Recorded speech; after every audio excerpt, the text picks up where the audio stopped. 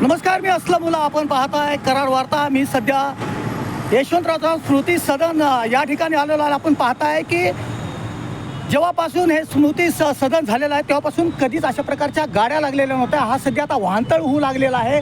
गाडी चालकांनी एका कार्यक्रमाच्या निमित्ताने इकडे बिनधास्तपणे गाड्या लावलेल्या आहेत. त्यामुळे आपण पाहताय की नगरपालिकेचे जे कर्मचारी होते त्यांचा आता कोणताच इकडे कंट्रोल राहिला नाही. हा जो स्मृती सदनाचा जो परिसर आहे तो सध्या वाहन धारकांच्यासाठी आता वाहनतळ भविष्यात बनेल की काय, आता शंका देखील उपस्थित केली जाते.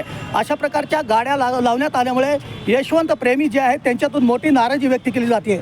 हा यशवंतराव चव्हाण स्मृती सदनाचा परिसर आहे. एका कार्यक्रमाच्या निमित्तानं मोठ्या प्रमाणात इकडे गाड्या बिनधास्तपणे लावण्यात आलेल्या आहेत. इकडे नगरपालिकेचे कर्मचारी आहेत, मात्र या कर्मचाऱ्यांनी या गाडी चालकांना कोणत्याच प्रकारे रोखलेलं नाही आहे. त्याच्यामुळे सुद्धा यशवंत प्रेमी आहेत, यशवंत प्रेमीच्यातून मोठी नाराजी व्यक्त केली जाते. जे महाराष्ट्राचे पहिले मुख्यमंत्री होते स्वर्गीय यशवंतराव चव्हाण यांच्या नावाचे हे स्मृती सदन आहे. आणि याच स्मृती सदनात सध्या एका कार्यक्रमाच्या निमित्तानं मोठ्या प्रमाणात गाड्या लावण्यात आलेल्या आहेत. यांच्यावर आता नगरपालिका कोणती कारवाई करणार हे पाहणे औचित्याचे ठरणार आहे.